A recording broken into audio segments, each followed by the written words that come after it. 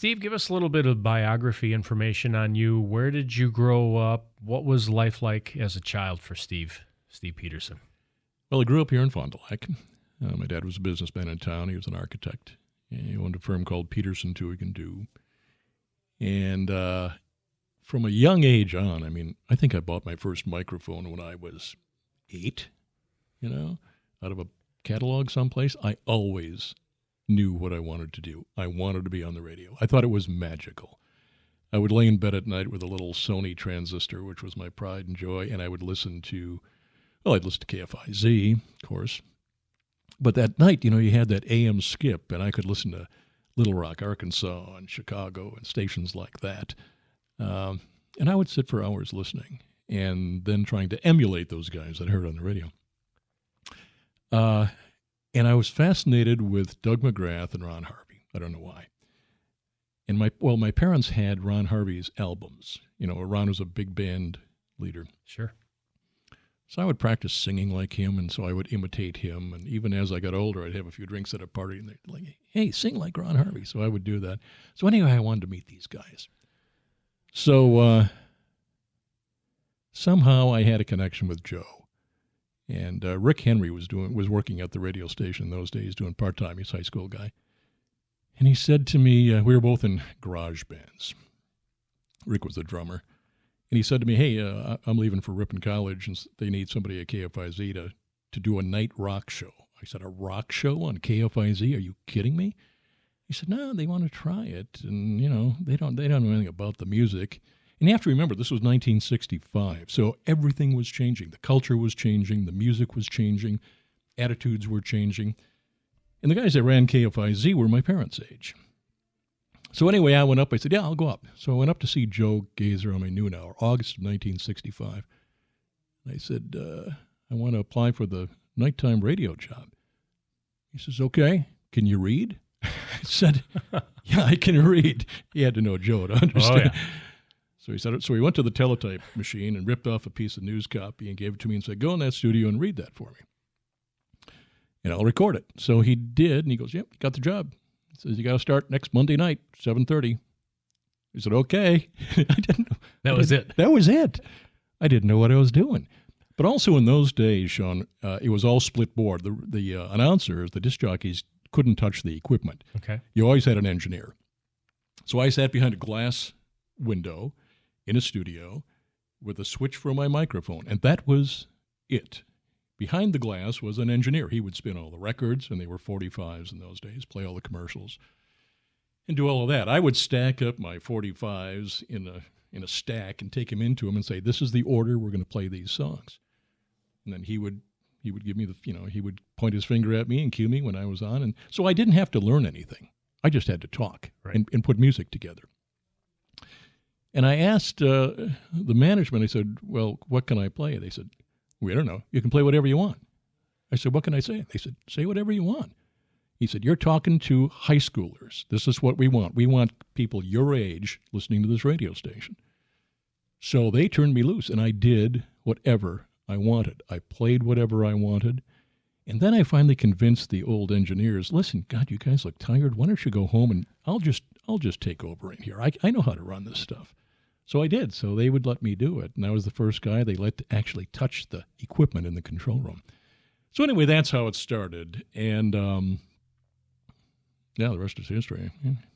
Where was KFIZ located back then? KFIZ in those days was owned by the Fond du Lac Reporter. So we were up above. We were on the second floor of the Reporter building at First and Macy, what is now a parking lot. So the printing presses were in the basement, and they were large, old printing presses. When those things would start to rumble about 3:30 in the afternoon, the whole building would vibrate. Wow. On the first floor was the Fond du Lac Reporter business office. It was called the Fond du Lac Commonwealth Reporter in those days. And on the second floor was the Reporter newsroom, which was staffed. There must have been 25 people in there. There were editors and reporters and writers. Then the second half was the KFIZ radio studios. And then there was a lunchroom in between that we turned into KFIZ television studios when KFIZ TV came on the air. So that's where we were. How old were you when you started? It's 1965. I was 16. 16 years old. Yeah. High schooler. I can relate. Yeah, I know. I know that. And a lot of guys can. When I look around the country now, in those years, how many people were high schoolers that were especially doing night shows on radio, local radio stations? So where did you progress at the station from there? Well, it went fast. Rick Henry said, "What name are you going to use on the radio?" I said, "Well, I'm going to use my own name." He goes, you got to have something snazzier than that. I said, "No, Rick, I want to use it." He was a drummer, so they called him Ringo Rick. So anyway, I started out, and it was going really well. Everybody was listening. And those, again, one radio station in town. There was no internet. There was no streaming. There was no cell phones. There was no satellite radio. That was it. There was a newspaper, a TV station, and KFIZ. So everybody listened. Everybody listened. And KFIZ programming was block programming. There was a show in the morning, and then different music, mid-morning, then talk show, and then an hour of news, and then, so it would go on like that, and then I came on at 7:30 in those days. So I'm driving around town listening to KFIZ one afternoon, and this promo comes on, and it's Rick Henry doing the promo, and he said, "Tune in tonight at 7:30 for Steve "A-Go-Go" Peterson." I thought, what is that? So I went back to the station. I said, "Rick, what are you doing?" He goes, I gave you a name. I said, "Well, I'm not going to use that. That's not going to stick." Well, last week in Festival Foods, one of the checkout people said, "Are you Steve "A-Go-Go"? I said, "Yeah, 55 years ago I was." So the name has stuck. It did stick. Wow. That's what happened. How about that? And then, because it attracted a lot of attention and we were owned by the Reporter, they decided to, in those days, they wanted celebrities. Doug McGrath and Joe Gazer and Ron Harvey were celebrities. They were recognized everywhere they went. So they decided to do that to me. So there were billboards around town, newspaper things constantly. I was constantly being asked to go to stores for personal appearances. I'd sign autographs, shake some hands. Sometimes we do remote broadcasts or a little recording. My mom and dad are like, "Steve, what is going on? It's almost embarrassing. We see you everywhere." I said, "Hey, listen, this radio show has a lot of listeners, and the reporters decided to send a photographer every place I go, and it went crazy for about 3 years." So then Don Jones' company came in and bought the station from the Reporter, and we bought the building you and I are sitting in right now. And so we moved here in 1973. And I said to Don, and I was still on the air. By that time, I was the news director of the station. Steve "A-Go-Go" had gone away, but apparently not forever. So I said to Don, I really am ready to get off the air. I want to own things. I looked at guys around the country who owned the radio stations, and they're the ones that, had more freedom. They weren't tied to the studio 6 nights a week. So he's like, yeah. He said, I'm looking to expand. And so I left the air in 1975. And we bought a station up in Rochester, Minnesota. So I went up there for a couple of years to run that. Brian McGrath came with me. We were just talking about Brian, Doug's son. And Peter Dean came with me. And Peter was doing mornings, I think, on KFIZ at that time. He eventually went to Chicago and did really well in radio in Chicago. We kept it up there for a few years, and then we bought a station in Pontiac, Michigan, in the Detroit suburbs. So I went over there. Don and I were partners in that station. And then about that time, we started looking into cable TV. And so Don said, "Listen, I'll take Wisconsin, you take Michigan, and we'll try to build this out, try to make a business out of it." So then I dove headfirst, as did Don, into Star Cablevision, the cable company.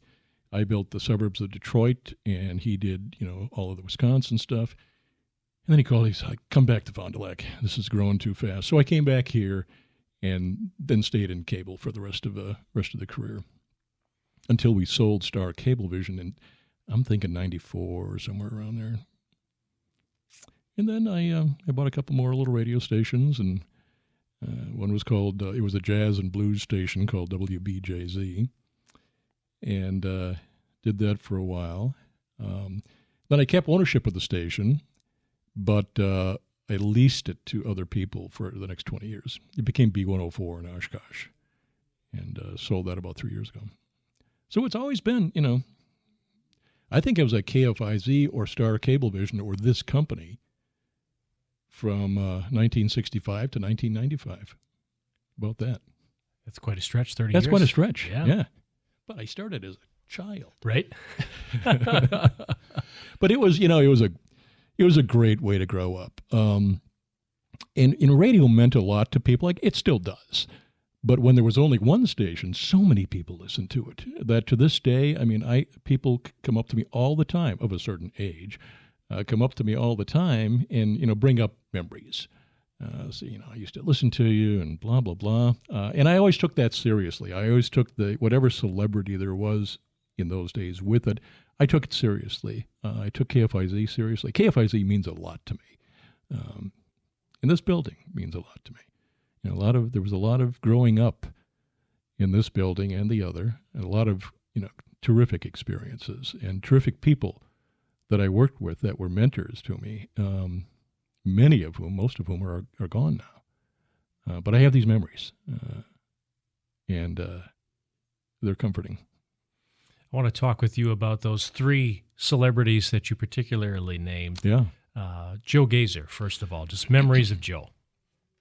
One of the greatest characters I've ever met in my life. And I mean, he was a character. He was a one-of-a-kind guy. And he, like me, he always wanted to be on the radio. And he accomplished it. And I first encountered Joe when I was playing Little League Baseball. It's probably 8 or 9 years old. And once a season, there would be a broadcast game. And Joe Gazer would sit out there at the Fond du Lac Fairgrounds and record your Little League game. So I'm 8 years old, up at bat. There's little Steve Peterson taking a swing at the ball. And everybody was fascinated. That's Joe Gazer sitting over there. And he'd sit at the card table and headphones on and a microphone, record the games. Then the games were played back an hour later, so everybody could go home and listen to yourself. Listen to Joe describing your swing. And grandmas and grandpas and aunts and uncles and moms and dads could all listen. So it was brilliant on KFIZ's part. I mean, it probably wasn't brilliant programming for people that weren't interested in, boys baseball. But everybody who had any connection to one of these kids had some connection to a business, and they all advertised. I mean, the advertising on the boys baseball thing was tremendous. It was full of ads. And that's how KFIZ ingrained themselves into this community, being everywhere at every event and always thinking every person we talk to, every name we mention on the air, local name we mention on the air, is tied to a business, either as an employee or an owner or an influencer. So that's how I first met Joe Gazer. He just gave me free rein to do anything. At the time, Joe was the station manager of KFIZ. Emery Martin was the general manager. Louis Lang Jr. was the publisher of the newspaper and oversaw KFIZ from a distance. Louis was younger than the rest of them, so I think he was the one that, I'm guessing, he was the one that kind of said, let the kid go and play the music he wants to play, I suspect. But Joe went along. He was always encouraging. He was always funny. In those days, we would also, he was the sports director of the station, too. So he was as well known for doing the morning show as he was sports. And again, he broadcast every game, home and away, Springs, Fond du Lac, sometimes North Fond du Lac. He was tireless. And he'd get home at 2 o'clock in the morning, driving from wherever he was, and be on the air at 6 o'clock or 5:30 or whatever it was in the morning. So I would go with him to a lot of those games, because we had to order phone lines in those days before every game. And he'd be driving home. We'd be coming back from someplace, and he would nod off. It's like, I don't want to be in the car with this guy. He's falling asleep coming home, and he's got to be up again. So I finally said, listen, Joe, I'll drive. So I did. Then television came along, and I'd follow him all over the place. I'd be the cameraman for Joe's sports interviews. So we spent a lot of time in the car together. But he was, the morning show was so interesting because, again, he played whatever he wanted to play. There'd be a little country. He always played a gospel tune every morning, at least one gospel tune on Joe's show.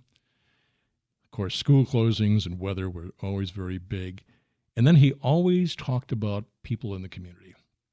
Sometimes for no reason. He would just decide he was going to talk about Peter Stone or whoever it was, usually a businessman or someone that people knew. And oftentimes he would always have birthdays too. Today is so-and-so's birthday. And oftentimes he would give birthdays to people who didn't have birthdays, just to do it. And we'd get calls at the station from like the employees saying, oh, we didn't know it was the boss's birthday today. And they'd buy gifts and they'd decorate the place. And the boss would come in and say, what's going on? And, it's your birthday. It's not my birthday. Joe Gazer says it's your birthday today. And people would always say, hey, when people say nobody listens to KFIZ, Joe would say, I'll show them. I'll show them who listens to KFIZ. That's outstanding. And it always turned out. And we would use those stories with potential advertisers. Hey, you want to test it? We can test it. So he was colorful like that. He'd get off the air at, I think 9 o'clock, maybe 10, I don't remember. And then he'd go have coffee. And he always said, if you go in the local coffee shop and they're not talking about something you said this morning on the radio, you're not doing your job. So whatever he was talking about, the city council meeting last night, the police beat, whatever it was, he'd go into a coffee shop and listen to what the customers were talking about to make sure he was doing what he should be doing to reach the community.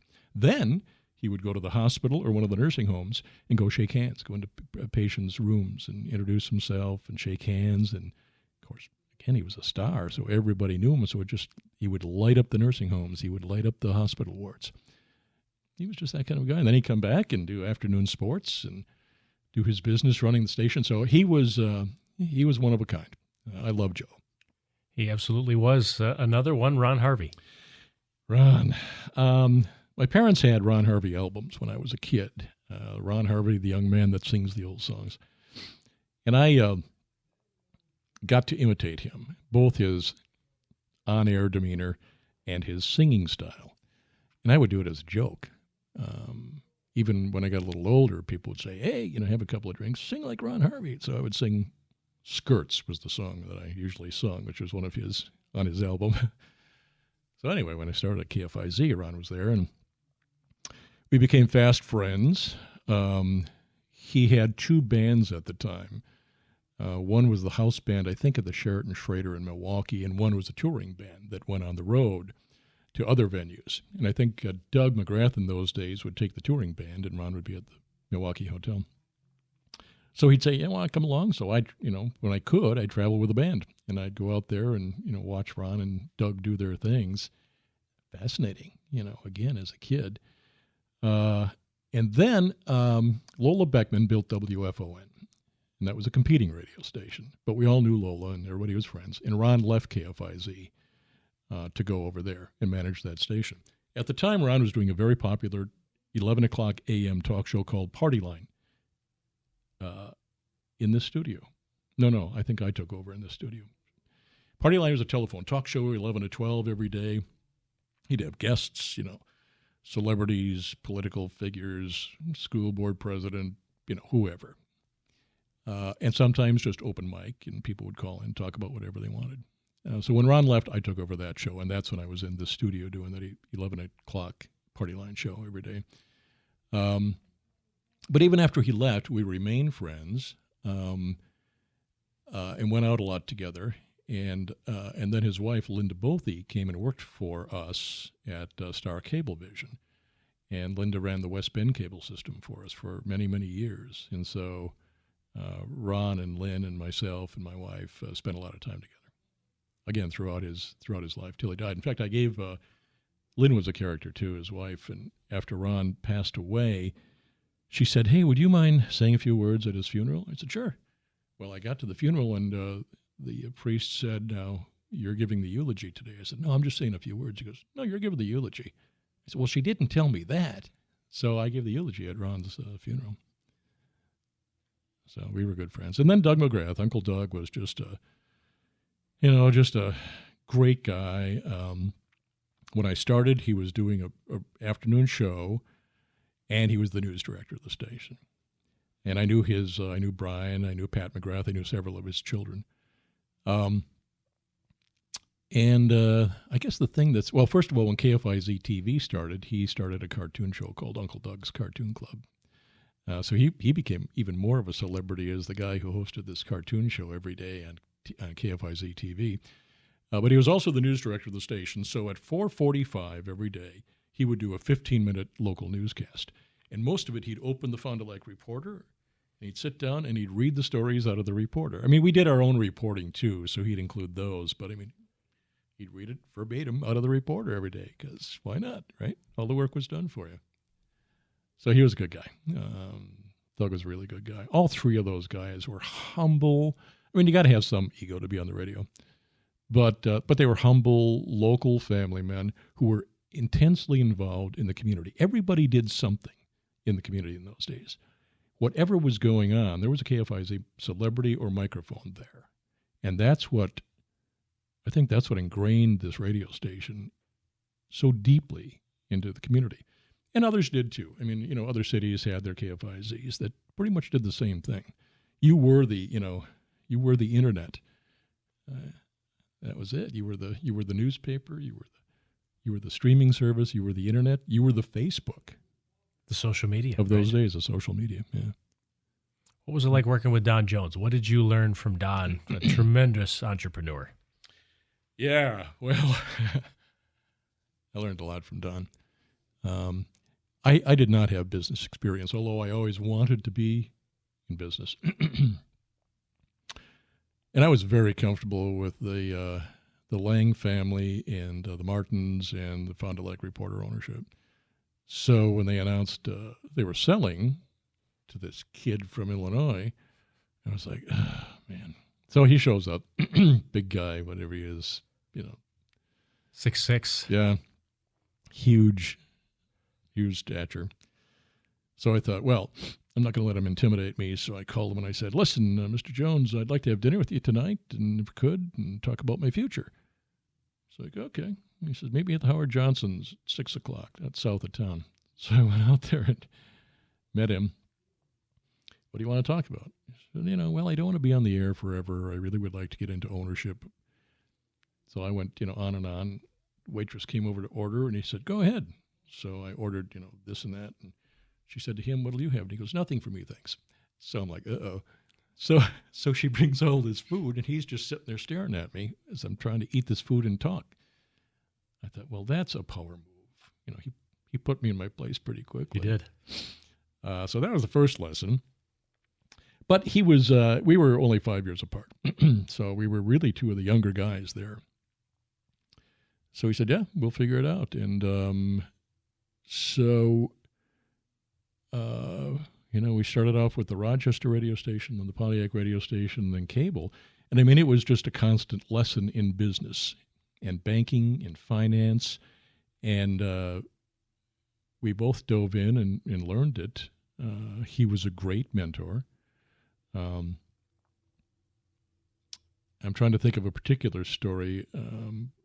I can't come up with one right now, but I mean, there are dozens of stories of Don Jones, what he taught me, where he took me, and the experiences I had with him that I never would have had without him. Never. I found myself, we did a bond offering in New York City, actually across the country. And we did a road show where we traveled every day to a different city and would have a breakfast and then a luncheon or dinner with the investment community in Chicago and Houston and L.A. and you name it, we were everywhere. Ended up Friday afternoon in New York City, and we both spoke to all of the Manhattan investors. All of Wall Street was there. We were at the Helmsley Palace. And I got up there to say my piece. We each did a little part of the show. We're trying to raise money, bond money. And all I could do is look around this room thinking, what are you doing here?